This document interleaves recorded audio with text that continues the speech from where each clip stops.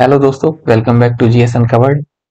साप्ताहिक current affairs की इस सीरीज को आगे बढ़ाते हुए आज हम इस वीडियो में 28 अगस्त से लेकर 3 सितंबर तक की प्रमुख घटनाओं पर चर्चा करेंगे। इसमें कुछ 13 बड़े टॉपिक हैं और 24 छोटी छोटी वन लाइनर्स को कंपाइल किया है, तो सभी पे चर्चा करेंगे। लेकिन उससे पहले यदि आप चैनल पे नए हैं और सब्सक्राइब नहीं किया है तो प्लीज सब्सक्राइब कर लीजिए और बाकी वीडियो पसंद आए तो उसे लाइक करें। तो चलिए शुरू करते हैं बिना किसी देरी के। शुरुआत करेंगे वन लाइनर से, उसके बाद बड़े टॉपिक पर डिस्कशन करेंगे। तो सबसे पहला है ब्राइट स्टार अभ्यास 2023। ये एक बहुपक्षीय अभ्यास है जिसमें संयुक्त राज्य अमेरिका, सऊदी अरब, ग्रीस, कतर की भागीदारी रहती है। लेकिन इस बार भारतीय वायुसेना की एक टुकड़ी भी इस अभ्यास में शामिल होगी और इसका आयोजन मिस्र के काहिरा में किया जा रहा है। विश्व एथलेटिक्स चैंपियनशिप, इसका आयोजन हाल ही में हंगरी के बुडापेस्ट में हुआ है और इसमें भारत के नीरज चोपड़ा ने भाला फेंक प्रतिस्पर्धा में गोल्ड मेडल जीतकर पहले भारतीय होने का खिताब अपने नाम कर लिया है। इन्होंने 88.17 मीटर की दूरी पर भाला फेंक रिकॉर्ड हासिल किया है।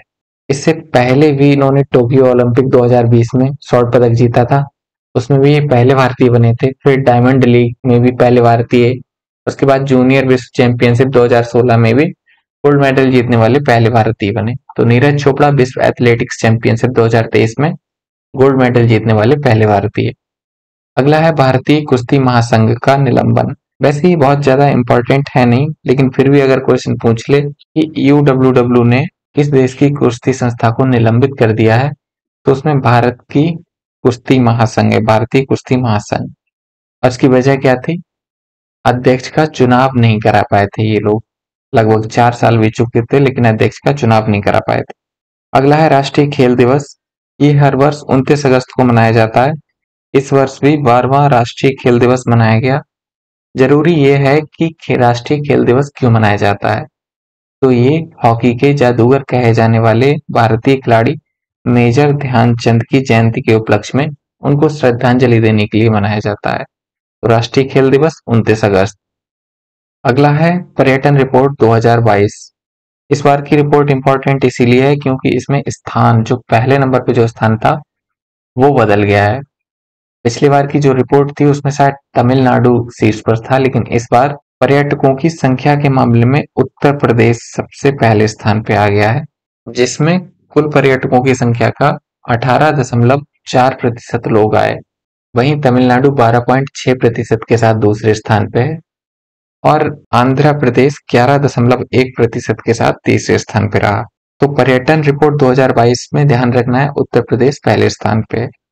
अगला है स्पॉटलेस जिराफ। अमेरिका का एक जू है जिसका नाम है द ब्राइट्स जू। इसमें विश्व के पहले बिना दाग के जिराफ का जन्म हुआ है। तो क्वेश्चन आ जाए विश्व का पहला स्पॉटलेस जिराफ या एक रंग का जिराफ किस देश में है, तो वो अमेरिका में। अगला है स्पंज शहर। ये एक शहर का मॉडल है जिसमें बारिश के पानी को अवशोषित करके संग्रहित करके जल एवं जल संसाधनों की कमी को पूरा किया जाएगा। तो बाढ़ प्रबंधन, पारिस्थितिकी बुनियादी ढांचे और जल निकासी प्रणालियों को मजबूत करने के लिए एक नया शहरी मॉडल जिसे स्पंज शहर या स्पॉन्जी सिटी के नाम से जाना जाता है। अगला है शाकनासी क्लेथोडियम। क्लेथोडियम एक हर्बिसाइड है जिसका उपयोग किया जाता है सामान्य हर्बिसाइड के रूप में। हाल ही में एक अध्ययन ने इसके यूज को लेकर चिंता व्यक्त की है कि इसके अधिक यूज से पुरुषों की जो प्रजनन क्षमता है उस पर नेगेटिव इम्पैक्ट पड़ रहा है। तो क्लेथोडियम का नाम ध्यान रखना है। क्लेथोडियम का यूज घास, विशेषकर लोलियम रिगिडम, ये घास का ही एक नाम है लोलियम रिगिडम, उसको नियंत्रित करने के लिए किया जाता है। अगला है जलवायु परिवर्तन और स्वास्थ्य केंद्र। भारत में इसका निर्माण किया जा रहा है एडीबी के सहयोग से, एशियाई विकास बैंक। तो जलवायु परिवर्तन एवं स्वास्थ्य केंद्र का निर्माण भारत के नई दिल्ली में किया जा रहा है, भारत और एशियाई विकास बैंक के सहयोग से। अगला है नवमित्र। ये एक उपकरण है जिसका विकास इसरो ने अंतरिक्ष अनुप्रयोग केंद्र जो अहमदाबाद में स्थित है उसके साथ मिलकर किया है, ताकि मछुआरों की सुरक्षा को बढ़ाया जा सके। ये एक उपग्रह आधारित संचार प्रणाली है जो मछली पकड़ने वाले जहाजों को तटवर्ती अधिकारियों और नियंत्रण केंद्रों से जोड़कर निर्बाध दो तरफा सेवाओं की सुविधा प्रदान करता है। तो नवमित्र समुद्र में मछुआरों की सुरक्षा बढ़ाने के लिए एक उपकरण है जिसका विकास इसरो ने किया है। अगला है बंधन बैंक। ये बहुत ज्यादा इंपॉर्टेंट नहीं है लेकिन फिर भी बंधन बैंक को एक अधिकृत पेंशन वितरण बैंक के रूप में नियुक्त किया गया है केंद्रीय पेंशन लेखा कार्यालय के द्वारा। बंधन बैंक केंद्रीय पेंशन लेखा कार्यालय की ओर से अधिकृत पेंशन वितरण बैंक के रूप में नियुक्त हुआ है। अगला है खनन प्रहरी ऐप। इस ऐप का विकास कोयला मंत्रालय ने किया था ताकि अवैध कोयला खनन गतिविधियों पर नियंत्रण लगाया जा सके। कोयला के मामले में एक फैक्ट कि भारत कोयला का दूसरा सबसे बड़ा उत्पादक देश है। अगला है ग्लोबल इंडिया एआई सम्मेलन।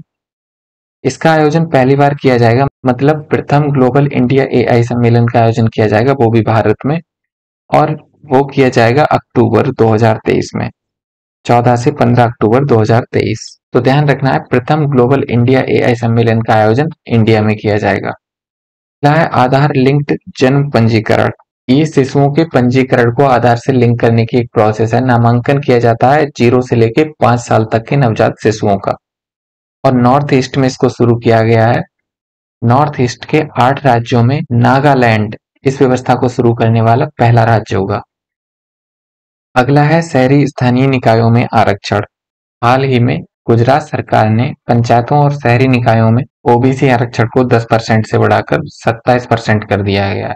इससे पहले मध्य प्रदेश में भी ऐसी व्यवस्था लागू की जा चुकी है।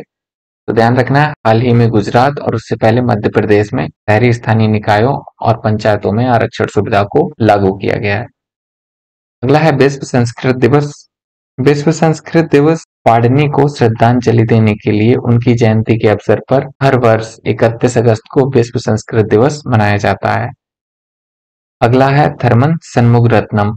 ये सिंगापुर में जन्मे और भारतीय मूल के अर्थशास्त्री हैं, और हाल ही में इन्होंने सिंगापुर में राष्ट्रपति का चुनाव जीत लिया है। सिंगापुर में 11 वर्ष बाद राष्ट्रपति का चुनाव हुआ था जिसमें थर्मन शनमुगरत्नम ने जीत हासिल की। अगला है रेमन मैगसेसे पुरस्कार 2023। ये आप जानते होंगे कि रेमन मैगसेसे पुरस्कार को एशिया का नोबेल पुरस्कार भी कहते हैं, और हाल ही में मनीला में इसकी घोषणा की गई है। ये पुरस्कार रेमन मैगसेसे की जयंती के अवसर पर दिया जाता है। इस वर्ष असम का कछार कैंसर अस्पताल और अनुसंधान केंद्र के निदेशक आर रवि कन्नन को पुरस्कार विजेताओं की श्रेणी में शामिल किया है। तो रेमन मैगसेसे पुरस्कार के संबंध में कुछ फैक्ट जो आपको ध्यान रखना चाहिए, उनमें एक ये, इसकी स्थापना फिलीपींस के 7वें राष्ट्रपति रेमन मैगसेसे की याद में की गई थी 1997 में, और भारत में पहला जो रेमन मैगसेसे अवार्ड दिया गया वो विनोबा भावे को दिया गया था 1958 में कम्युनिटी लीडरशिप के लिए, और 2019 में दिया गया था रवीश कुमार को प्राइम टाइम शो के लिए। अगला है बाल विवाह विरोधी अभियान। इस अभियान को शुरू किया है हाल ही में असम सरकार ने। तो क्वेश्चन पूछ ले कि हाल ही में किस राज्य ने बाल विवाह विरोधी अभियान को शुरू किया है, तो आप लगाएंगे असम। अगला है ऑपरेशन मुस्कान। ये गृह मंत्रालय की परियोजना है जिसे मुंबई पुलिस द्वारा चलाया जाता है ताकि जो लापता नाबालिग बच्चे हैं उनको बचाया जा सके, उनका पुनर्वास किया जा सके। और इस ऑपरेशन से मुंबई पुलिस ने अब तक 5000 से अधिक नाबालिगों को बचाया है। तो ऑपरेशन मुस्कान गृह मंत्रालय से संबंधित है और मुंबई शहर में इसको चलाया जाता है। अगला है डिजिटल भुगतान। इस संबंध में एक न्यूज थी ये कि सितंबर 2023 से ऑफलाइन मोड में जो भी डिजिटल भुगतान किया जाएगा उसकी न्यूनतम लेन देन सीमा 500 रुपए होगी। इससे पहले ये 200 रुपए थी जिससे बढ़ा के 500 रुपए कर दी गई है। अगला है काशी कल्चर पाथवे। अगर आप जानते हो कि हाल ही में G20 राष्ट्रों की सांस्कृतिक मामलों की एक बैठक हुई थी जिसमें इस दस्तावेज को अपनाया गया ताकि जो अवैध सांस्कृतिक गतिविधियां हैं जैसे सांस्कृतिक साहित्य की चोरी या फिर मूर्ति चुरा लेना और भी बहुत सारी चीजें, उन पे कंट्रोल किया जा सके। तो ये था काशी कल्चर पाथवे। अगला है operation duck hunt. Operation duck hunt को America, France, Germany, Latvia, Romania, Netherland और यूके की कानून प्रवर्तन एजेंसियों ने चलाया था जिसका उद्देश्य था क्वाकबोर्ड मैलवेयर को नष्ट करना। Great scheme. क्वेश्चन आ सकता है कि ग्रेट स्कीम का संबंध किस चीज से है, तो ये कपड़ा मंत्रालय द्वारा शुरू की गई है और इसका उद्देश्य है तकनीकी कपड़ा क्षेत्र के भीतरी नवाचार और उद्यमशीलता को बढ़ावा देना। यहाँ पर ग्रेट की फुल फॉर्म होगी grant for research and entrepreneurship across aspiring investors in technical textile. तो ध्यान रखनी है, ग्रेट स्कीम तकनीकी कपड़ा क्षेत्र से संबंधित है और कपड़ा मंत्रालय की एक योजना है। तो वन लाइनर्स करंट अफेयर्स बस इतने ही थे। अगर आपको यहाँ तक वीडियो पसंद आई हो तो वीडियो को लाइक कर दीजिए। तो अब बढ़ते हैं अपने बड़े टॉपिक्स की तरफ, जिनमें सबसे पहला है आदित्य L1। अभी हाल ही में इसरो ने एक बहुत बड़ी उपलब्धि हासिल की थी, चंद्रयान 3 की सॉफ्ट लैंडिंग, और इसके बाद 2 सितंबर को सूर्य के अध्ययन के लिए समर्पित भारत का पहला मिशन आदित्य L1 मिशन को लॉन्च किया गया है। इसका लॉन्चिंग व्हीकल PSLV C57 है। ये आप ध्यान रखेंगे कि लॉन्च व्हीकल PSLV C57 है। ये PSLV रॉकेट की 59वीं उड़ान थी, जबकि PSLV के XL वेरिएंट की 25वीं उड़ान है। तो इसकी डेट भले ही ध्यान ना रहे, बस इतना ध्यान रखना चाहिए कि आदित्य L1 को PSLV के XL वेरिएंट द्वारा लॉन्च किया गया था, जिसका नाम है PSLV C57। आदित्य L1 है क्या? आदित्य L1 को सूर्य पृथ्वी प्रणाली के लैग्रेंजे पॉइंट L1 के चारों ओर एक प्रभामंडल कक्षा में स्थापित किया जाएगा। अभी हम देखेंगे कि लैग्रेंजे पॉइंट होते क्या हैं। चलिए पहले उनको ही देख लेते हैं। इस इमेज में आप देख पा रहे हैं, ये अर्थ है और ये सन है। इन दोनों के आसपास लगभग 5 लैग्रेंजे पॉइंट हैं, L1, L2, L3, L5। लैग्रेंजे point हैं क्या? ये वो स्थान होते हैं जहां पर दो बड़े पिंडों, और ये दो बड़े पिंड हैं सूर्य और पृथ्वी, इनके बीच का गुरुत्वाकर्षण बल आपस में बैलेंस होता है। आप जानते होंगे कि सूर्य का अपना गुरुत्वाकर्षण बल है, पृथ्वी का अपना। इनका न केवल आकर्षण बल होता है बल्कि प्रतिकर्षण बल भी होता है। तो जिस स्थान पे गुरुत्वाकर्षण बल आपस में बैलेंस हो जाए, उन जगहों को लैग्रेंजे पॉइंट नाम दिया गया।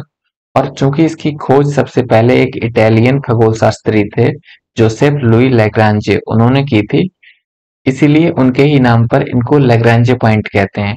और ऐसे 5 लैग्रांजे पॉइंट हैं, ये आप देख रहे हैं। L1 यहाँ पर है, ये L2 है, L3, L4 और L5, जिसमें से L1 पर भारत का आदित्य L1 पहुंचेगा। इनमें ध्यान रखने वाली बात यह भी है कि L1, L2, L3 की स्थिति बदलती रहती है, जबकि L4 और L5 स्थिर हैं अपनी जगह पे। हम आदित्य L1 को L1 पर ही क्यों भेज रहे हैं? ताकि यहाँ से सूर्य के सामने रहकर सूर्य की समस्त जो सौरिक गतिविधियां हैं उनका अध्ययन किया जा सके। और इससे आदित्य L1 जलेगा भी नहीं, उसको कोई नुकसान भी नहीं होगा, क्योंकि ये पृथ्वी से लगभग 1.5 मिलियन किलोमीटर की दूरी पर जाएगा, जबकि सूर्य से लेकर पृथ्वी तक की जो कुल दूरी है वो 15 करोड़ किलोमीटर है, लेकिन उनमें से केवल 1.5 मिलियन किलोमीटर की दूरी पर स्थापित किया जाएगा आदित्य L1 को। अब देखते हैं आदित्य L1 क्या क्या करेगा। आदित्य L1 सूर्य पृथ्वी प्रणाली के लैग्रेंजे पॉइंट L1 के चारों ओर एक प्रभामंडल कक्षा में स्थापित किया जाएगा। इस स्थान पर उपग्रह को बिना किसी परेशानी के सूर्य को लगातार देखने का लाभ प्राप्त होता है। यहाँ पर जाके लगातार सूर्य के सामने रहकर उसका अध्ययन किया जा सकता है। प्रकाश मंडल का निरीक्षण करने के लिए आदित्य L1 में 7 पेलोड भेजे गए हैं। इन 7 पेलोड में से 4 पेलोड सीधे सूर्य को देखेंगे और शेष 3 जो होंगे वो लैग्रेंजे पॉइंट L1 के कणों का और क्षेत्रों का इन सीटू अध्ययन करेंगे। तो 4 पेलोड सूर्य के सामने रहेंगे और सिर्फ शेष 3 होंगे वो L1 के आसपास की गतिविधियों का अध्ययन करेंगे। इसका उद्देश्य क्या है? इसरो ने इसका उद्देश्य बताया है क्रोमोस्फीयर और कोरोना की गतिशीलता का अध्ययन करना। दूसरा है कोरोनल और कोरोनल लूप प्लाज्मा का निदान, तापमान, वेग, घनत्व, इन सब का अध्ययन करना। अंतरिक्ष मौसम के ड्राइवर्स जैसे सौर हवा की उत्पत्ति, उसकी संरचना, उसकी गतिशीलता का अध्ययन करना, ये सभी इसमें शामिल हैं। बस मुख्य रूप से क्रोमोस्फीयर और कोरोना का अध्ययन करना है, और जो सौर हवा की उत्पत्ति है, उसकी संरचना, उसकी गतिशीलता का अध्ययन करना, ये उसके उद्देश्यों में मुख्य रूप से शामिल है। ये तो हमने देख ही लिया। ये इमेज है PSLV के XL वेरिएंट की, PSLV C57, और ये मेन पेलोड है आदित्य L1, जो लैग्रेंजे पॉइंट L1 से सूर्य को देखेगा और उसका अध्ययन करेगा। अगला है स्मिशिंग। स्मिशिंग शब्द को SMS और फिशिंग के संयोजन से बनाया गया है। हाल ही में चर्चा में इसीलिए आया क्योंकि सरकार ने इसके माध्यम से होने वाले घोटाले के बारे में चेताया है।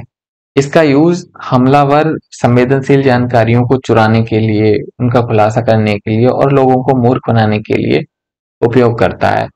तो कुछ भ्रामक शब्द भेजे जाते हैं एसएमएस के थ्रू। इसमें होता क्या है, एक एसएमएस प्राप्त होता है जिसके साथ एक लिंक अटैच होती है और लोग बहकावे में आकर उस लिंक पर क्लिक कर देते हैं, जिसके माध्यम से हैकर्स यूजर की गतिविधियों को नियंत्रित कर लेता है और फिर लोगों के पासवर्ड, क्रेडिट कार्ड नंबर और विभिन्न जो पर्सनल डेटा है, पर्सनल जानकारी है, उसको चुरा लेता है। इसमें हमलावर कोई इंस्टीट्यूट या फिर कोई पर्सन होने का दिखावा करता है और अपने लक्ष्य पर जवाब जानने के लिए लोगों पर दबाव डालता है, धमकी भी देते हैं। तो ये ध्यान रखना है कि इस मिशन क्या होता है, अगर आपके पास कोई ऐसा टेक्स्ट मैसेज आता है जिसमें लिंक अटैच हो, तो उस लिंक पर क्लिक ना करें। लेकिन दुर्भाग्यवश यदि आप इसका शिकार हो जाते हैं तो ऑनलाइन वित्तीय धोखाधड़ी की रिपोर्ट करने के लिए आप 1930 पर कॉल कर सकते हैं और साथ ही cybercrime.gov.in पर भी साइबर अपराध की रिपोर्ट कर सकते हैं। अगला है महेंद्रगिरी एवं project 17A freight. Project 17A के तहत महेंद्रगिरी एक आखिरी शिप है जिसको लॉन्च किया जाएगा 1 सितंबर 2023 को। इस जहाज का नाम उड़ीसा में स्थित एक पर्वत चोटी है महेंद्रगिरी, उसके नाम पर रखा गया है। वैसे प्रोजेक्ट 17A फ्रीगेट के जितने भी जहाज हैं, 7 टोटल शिप हैं, उन सातों का नाम पर्वत चोटियों के नाम पर रखा गया है, जैसे नीलगिरी, हिमगिरी, उदयगिरी, दूनगिरी, तारागिरी, विंध्यगिरी और महेंद्रगिरी। नीलगिरी तो आप जानते हैं तमिलनाडु की पर्वत श्रेणी है, हिमगिरी हिमालय को कहते हैं, उदयगिरी और खंडगिरी ये उड़ीसा के पर्वतीय क्षेत्र हैं, महेंद्रगिरी भी उड़ीसा का ही है। दूनागिरी नाम से ही प्रतीत होता है कि ये उत्तराखंड में होगा और तारागिरी भी उत्तराखंड का ही है, तो ये उत्तराखंड के चमोली क्षेत्र में है। वहीं विंध्यगिरी कर्नाटक का है और महेंद्रगिरी उड़ीसा का। तो प्रोजेक्ट 17A को शायद 2019 में शुरू किया गया था ताकि बेहतर स्टील फीचर, उन्नत हथियार और सेंसर तथा बेहतर प्लेटफॉर्म प्रबंधन के साथ शिप का निर्माण किया जा सके। और वर्तमान में इन शिप का निर्माण 2 कंपनियां कर रही हैं, जिनमें एक है मझगांव डाक शिप बिल्डर्स और दूसरी है गार्डन रिच शिप बिल्डर्स एवं इंजीनियर्स। प्रोजेक्ट 17A में 7 उन्नत गाइडेड मिसाइल फ्रिगेट का निर्माण किया जाएगा। इस प्रोजेक्ट के लगभग 75% ऑर्डर सूक्ष्म, लघु और मध्यम उद्यमों सहित स्वदेशी फर्मों को दिए गए हैं ताकि आत्मनिर्भर भारत की परिकल्पना को साकार किया जा सके। तो ये था महेंद्रगिरी और प्रोजेक्ट 17A। अगला है ब्रेन कंप्यूटर इंटरफेस (BCI). शोधकर्ताओं ने ये एक डिवाइस बनाई है ताकि डिजिटल माध्यम का उपयोग करके गंभीर लकवाग्रस्त व्यक्तियों के साथ संवाद किया जा सके। इसमें होता क्या है, जो टारगेटेड पर्सन है उसके ब्रेन को डिजिटल उपकरणों से जोड़ा जाएगा, फिर जब वो पर्सन कुछ भी सोचेगा तो वो टेक्स्ट के रूप में या फिर वॉइस के रूप में सामने आ जाएगा। तो ब्रेन कंप्यूटर इंटरफेस संवाद करने में अक्षम लोगों को सक्षम बनाएगा डिजिटल प्रणालियों के माध्यम से। ये इमेज में आप देख पा रहे हैं कि मशीनें सेट की हैं, फिर कुछ पर्सन कुछ भी सोचता है वो यहाँ पर लिख जाता है या फिर ऑडियो के रूप में सामने आ जाएगा। अगला है care stem cell therapy and autism. ये चर्चा में इसीलिए आया है क्योंकि हाल ही में दिल्ली के उच्च न्यायालय ने ऑटिज्म स्पेक्ट्रम डिसऑर्डर से पीड़ित 2 बच्चों के इलाज के लिए स्टेम सेल थेरेपी की अनुमति दी है। वैसे स्टेम सेल थेरेपी प्रतिबंधित है, वो क्यों प्रतिबंधित है उसके अपने कारण हैं, क्लोनिंग की वजह से या मॉडल बेबी की परिकल्पना की वजह से, उस पर चर्चा कभी बाद में की जाएगी। फिलहाल स्टेम सेल्स क्या होती हैं? स्टेम सेल वे कोशिकाएं हैं जो अन्य सभी कोशिकाओं में या फिर कुछ विशिष्ट कोशिकाओं में विभाजित होने की क्षमता रखती हैं, जैसे रक्त कोशिकाएं हो गई, मस्तिष्क कोशिकाएं, अस्थि कोशिकाएं, मांसपेशीय कोशिकाएं। स्टेम सेल वैसे 2 तरह की होती हैं, मेनली 2 तरह की होती हैं, इनमें एक है embryonic stem cell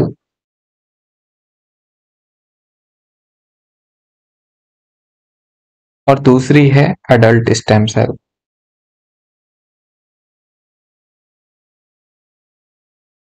embryonic stem cell भी 2 तरह की होती है, टोटिपोटेंट और प्लूरिपोटेंट। वहीं एडल्ट स्टेम सेल 3 तरह की होती है, जिनमें पहली होती है मल्टीपोटेंट स्टेम सेल, दूसरी होती है ओलिगोपोटेंट स्टेम सेल और तीसरी है यूनिपोटेंट स्टेम सेल। इन सब के बारे में विस्तार से कभी बाद में पढ़ेंगे। फिलहाल हल्का हल्का जान लेते हैं कि जो टोटिपोटेंट स्टेम सेल होती है वो मानव की समस्त कोशिकाओं में रूपांतरित होने की क्षमता रखती है। सभी कोशिकाएं उससे बनाई जा सकती हैं, लेकिन इसमें दिक्कत क्या है कि इस स्टेम सेल की प्राप्ति लगभग 5 दिनों के भ्रूण से की जाती है और इसको प्राप्त करने के क्रम में भ्रूण की मृत्यु भी हो जाती है, तो इसीलिए इसको प्रतिबंधित कर दिया गया है। दूसरी होती है pluripotent stem cell. Pluripotent stem cell में मानव शरीर की अधिकांश कोशिकाओं में रूपांतरित होने की क्षमता होती है। जैसे अभी जिक्र किया गया था, रक्त कोशिकाएं हो गई, मस्तिष्क कोशिकाएं हो गई या अस्थि कोशिकाएं हो गई। इसकी प्राप्ति भी 5 से 7 दिनों के बाद भ्रूण से की जाती है, लेकिन इसे और तरह से भी प्राप्त किया जा सकता है। जैसे 12 सप्ताह के अंदर अगर गर्भपात हुआ हो तो उसके रक्त से इस स्टेम सेल को निकाला जा सकता है। और इसके अलावा बच्चे के जन्म के समय प्लेसेंटा से जो रक्त निकलता है उससे भी प्लूरिपोटेंट स्टेम सेल को निकाला जा सकता है। तो इस पे अनुसंधान किया जा सकता है, लेकिन कुछ सीमाओं के साथ। तो जो प्लूरिपोटेंट स्टेम सेल है उसका प्रयोग सिकल सेल एनीमिया के निदान के लिए, थैलेसीमिया के निदान के लिए या फिर ब्लड कैंसर होता है उसके निदान के लिए इसका उपयोग किया जा सकता है। और भी कई गंभीर जो बीमारियां हैं उनके निदान के लिए भी किया जा सकता है। इसके अलावा और जो है मल्टीपोटेंट स्टेम सेल, वो कई कोशिकाओं में विभाजित हो सकती हैं। ऑलिगोपोटेंट स्टेम सेल होती हैं, वो 2-3 प्रकार की कोशिकाओं में रूपांतरित हो सकती हैं। वहीं यूनिपोटेंट स्टेम सेल केवल एक ही प्रकार की कोशिका में रूपांतरित होने की क्षमता रखती है। तो ये था stem cell. Autism spectrum disease या ऑटिज्म स्पेक्ट्रम डिसऑर्डर क्या होता है? ये एक न्यूरोलॉजिकल डिसऑर्डर है जो प्रभावित करता है कि लोग दूसरे के साथ कैसे बातचीत करते हैं, कैसे संवाद करते हैं, कैसे सीखते हैं, कैसे व्यवहार करते हैं। तो ऑटिज्म एक न्यूरोलॉजिकल डिसऑर्डर है। अगला है state of India words report 2023। हाल ही में Bombay natural society, wild life institute of India और जूलॉजिकल सर्वे ऑफ इंडिया सहित लगभग 13 सरकारी और गैर सरकारी संस्थानों ने अपनी तरह का एक पहला सहयोगात्मक प्रयास किया है और state of India world report नाम से एक रिपोर्ट जारी की है, जिसमें कुछ रुझान दिखाए हैं। वैसे बहुत ज्यादा इंपॉर्टेंट नहीं है, लेकिन फिर भी आप ध्यान रख सकते हैं कि दीर्घकालिक रुझान जो हैं उनमें 338 प्रजातियों में से लगभग 60% प्रजातियों में गिरावट देखी गई है। वहीं 29% प्रजातियां स्थिर हैं, जबकि 11% प्रजातियों में वृद्धि देखी गई है, केवल 11% प्रजातियों में। दूसरा है वर्तमान वार्षिक रुझान वाली जो 359 प्रजातियां हैं उनमें से 39% घट रही हैं, 18% तेजी से घट रही हैं, केवल 8% ही बढ़ रही हैं। कुछ प्रजातियां हैं जिनमें सकारात्मक रुझान देखे गए हैं, जैसे भारतीय मोर, एशियन कोयल, हाउस क्रो, रॉक पिजन और अलेक्जेंड्रिन पैराकीट। ये प्रजातियां हैं जिनमें वृद्धि हुई है, बाकी बहुत सारी प्रजातियां हैं जिनमें बहुत ज्यादा गिरावट आ रही है। अगला है जलवायु परिवर्तन पर कंपाला डिक्लेरेशन। इसका पूरा नाम प्रवासन, पर्यावरण और जलवायु परिवर्तन पर कंपाला मंत्री स्तरीय घोषणा है। Kampala ministerial declaration on migration, environment and climate change. हाल ही में इसको अपनाने के लिए 48 अफ्रीकी देशों ने एक कदम उठाया है, क्योंकि अफ्रीका के जो देश हैं वो जलवायु परिवर्तन के प्रति विशेष रूप से संवेदनशील हैं। वहां पर चरम मौसमी घटनाएं होती हैं जिस कारण प्रवासन संबंधी कारकों को बढ़ावा मिला है, लोग माइग्रेट कर जाते हैं एक क्षेत्र से दूसरे क्षेत्र में। तो क्वेश्चन इतना आ गया कि कंपाला डिक्लेरेशन किस चीज से संबंधित है? तो ध्यान रखना है प्रवासन, पर्यावरण और जलवायु परिवर्तन से संबंधित है। इस पर जुलाई 2022 में 15 अफ्रीकी राज्यों द्वारा हस्ताक्षर किए गए थे, लेकिन अब 4 सितंबर 2023 को नैरोबी में अफ्रीका जलवायु शिखर सम्मेलन के दौरान सदस्य देशों द्वारा हस्ताक्षर किए जाने की उम्मीद है। तो कंपाला डिक्लेरेशन जलवायु परिवर्तन से संबंधित है। अगला है रेड सैंड बोआ। इसको आपने देखा होगा गांव में भी, शहरों में भी, हर जगह। हाल ही में एक रिपोर्ट आई है वाइल्ड लाइफ कंजर्वेशन सोसाइटी की, जिसमें कहा गया है कि इसकी अवैध व्यापार की गतिविधियों ने इस प्रजाति को लुप्तप्राय स्थिति से विलुप्त होने के कगार पर ला दिया है और अवैध व्यापार से संबंधित सर्वाधिक मामले महाराष्ट्र में हैं। महाराष्ट्र सबसे आगे है, वहीं उत्तर प्रदेश दूसरे स्थान पे है।